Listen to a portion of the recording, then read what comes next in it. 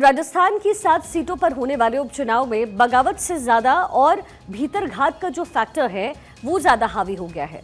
सत्ताधारी बीजेपी ने damage control करते हुए नाराज नेताओं को मना लिया है। जनाधार वाले असंतुष्टों को मैदान में नहीं रहने दिया। वहीं कांग्रेस और बीएपी में एक एक सीट पर असंतुष्ट समीकरण बिगाड़ रहे हैं। अब देवली उनियारा सीट पर कांग्रेस के बागी नरेश मीणा मैदान में डटे हुए हैं। इसके साथ ही 84 सीट पर बीएपी के बागी आदमी जो बादमी लाल समीकरण को बिगाड़ते नजर आ रहे हैं।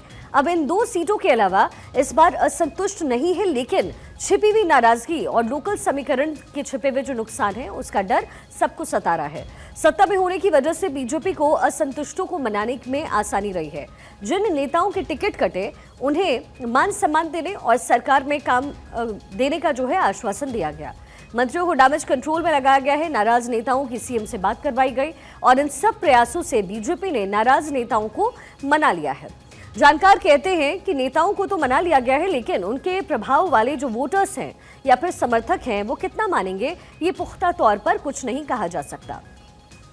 हॉट सीट मानी जा रही दौसा में उपचुनाव के दौरान पर्दे के पीछे से चली जो सियासी चालें हैं वो समीकरण को बदल सकती है, ये संभावनाएं हैं। देवली उनियारा सीट पर कांग्रेस के बागी नरेश मीणा ने मुकाबले को त्रिकोणीय बना दिया। 84 सीट पर इस बार बीएपी के असंतुष्ट नेता बादमी लाल ने मुकाबले को और भी रोचक बना दिया है। इसके साथ ही सलूम्बर सीट पर कांग्रेस, बीजेपी और बीएपी से कोई असंतुष्ट नहीं है, लेकिन कांग्रेस को यहां पर भीतरघात का खतरा है।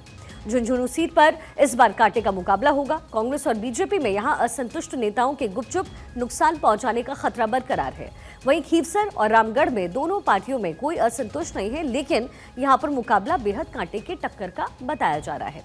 तो राजस्थान का ये जो उपचुनाव है वो बहुत इंटरेस्टिंग हो गया है, क्योंकि एक तो लोगों के अंदर पैठ बनाना और दूसरा पार्टी के अंदर जो भीतरघात चलता है उसको रोकने की कवायद इस समय पॉलिटिकल पार्टीज कर रही है।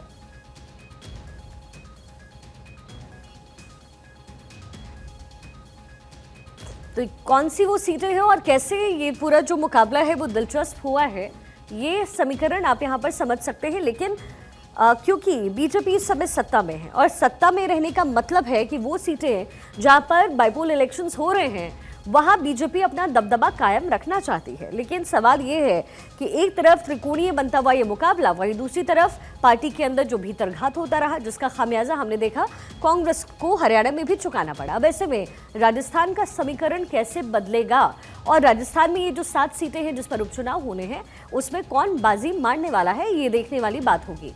लेकिन 2023 में किसका कब्जा था फटाफट ये भी देख लीजिए। झुंझुनू कांग्रेस, रामगढ़ कांग्रेस के पास ये सीट थी, दौसा भी कांग्रेस के पास थी। लेकिन अब 2024 का समीकरण अलग है, क्योंकि अब सत्ता पे काबिज हो गई है बीजेपी। देवली उनियारा कांग्रेस के पास थी, सलूम्बर बीजेपी, 84 बीएसपी और खीवसर जो है वो आरएलपी के पास। यानी ये अलग अलग सीटों का समीकरण 2023 में किनके पास कौन सी सीट थी। खीवसर सीट पर बेनीवाल का दबदबा शुरुआत से रहा, लगातार लगभग वो चुनाव जीते आ रहे हैं और आज भी उस सीट पर उनका दबदबा है। साल 2008 में खीवसर विधानसभा का गठन हुआ और तब से ही बेनीवाल का दबदबा उस सीट पर बना हुआ है। हनुमान बेनीवाल ही चुनाव वहां पर जीतते हुए आए हैं और लगभग इस बार भी उम्मीद वैसी है। 2008 चुनाव में बेनीवाल ने बीजेपी प्रत्याशी के रूप में चुनाव जीता। तो खीवसर सीट का समीकरण है ये 7 सीटें जिस पर बाइपोल इलेक्शंस होने हैं। लेकिन अब सवाल ये है कि 2023 से 2024 का समीकरण बदला हुआ है, सरकार बदल चुकी है। पहले कांग्रेस की सरकार थी, अब बीजेपी सत्ता पर काबिज है। ऐसे में 7 सीटों का समीकरण क्या बदल जाएगा आगे, क्योंकि हमने देखा मैक्सिमम ये जो सीटें हैं उसमें कांग्रेस का कब्जा रहा है 2023 तक। तो क्या 2024 में जैसे कि विधानसभा चुनाव हुए राजस्थान के अंदर और बीजेपी सत्ता में आई, यानी 1 on 1 का रेशो लगभग रहा है राजस्थान में सरकार बनाने का, ऐसे में अब इन 7 सीटों पर क्या होने वाला है। हमारी पॉलिटिकल एडिटर अदिति नागर इस समय न्यूज रूम से हमारे साथ कनेक्टेड हैं। अदिति, ये एक एक सीट का समीकरण हम आपसे समझना चाहेंगे और हमने देखा कि बेनीवाल उनका दबदबा रहा, लेकिन मैक्सिमम सीटें जो कांग्रेस के पास थी 2024 में समीकरण बदला है, सरकार बदल गई है। क्या लग रहा है बाइपोल इलेक्शंस में क्या रिजल्ट आने की उम्मीद है और क्या एंटी इनकम्बेंसी फैक्टर उन लोगों के लिए उलट हो सकता है, उन लोगों के लिए काम कर सकता है? राजस्थान की बात करें तो इस बार समीकरण बदले हुए हैं, क्योंकि हम अक्सर बात करते हैं कि अभी जो नतीजे 2023 में आए और उसके बाद 2024 में जो कुछ हुआ और अब जो उपचुनाव हुए, इन तीनों चुनाव को हम एक जैसा नहीं देख सकते। समीकरण इसलिए बदले हुए हैं क्योंकि कांग्रेस के साथ जो बीएपी पार्टी या हनुमान बेनीवाल जो साथ थे अब नहीं है, वो आए ही नहीं कांग्रेस के साथ, तो जाहिर तौर पे समीकरण बदले हुए हैं।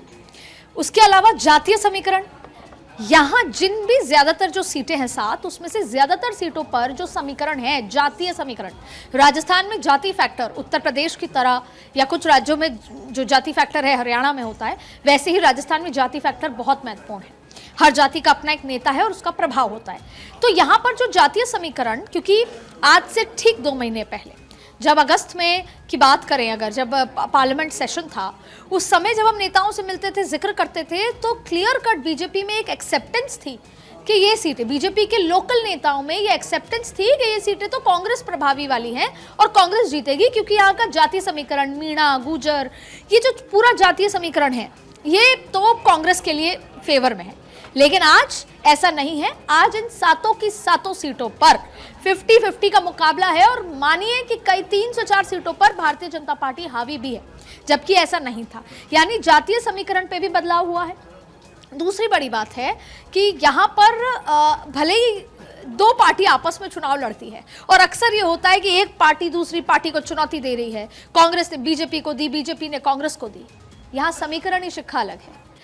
इस बार बागियों से ज्यादा भीतरघात की चिंता है। और भीतरघात मतलब कांग्रेस अगर चुनाव हारती है तो कांग्रेस की 2 वजह होंगी। पहला भीतरघात, नाराज और साइलेंट नेता जो दिखा तो नहीं रहे कि वो नाराज हैं, लेकिन वो नाराज हैं, और वो नाराज हैं तो जाहिर तौर पे उनके समर्थक या तो चुनाव में लगेंगे नहीं या चुनाव जीतने में मदद नहीं करेंगे, अर्थात चुनाव हरवाने में मदद कर सकते हैं।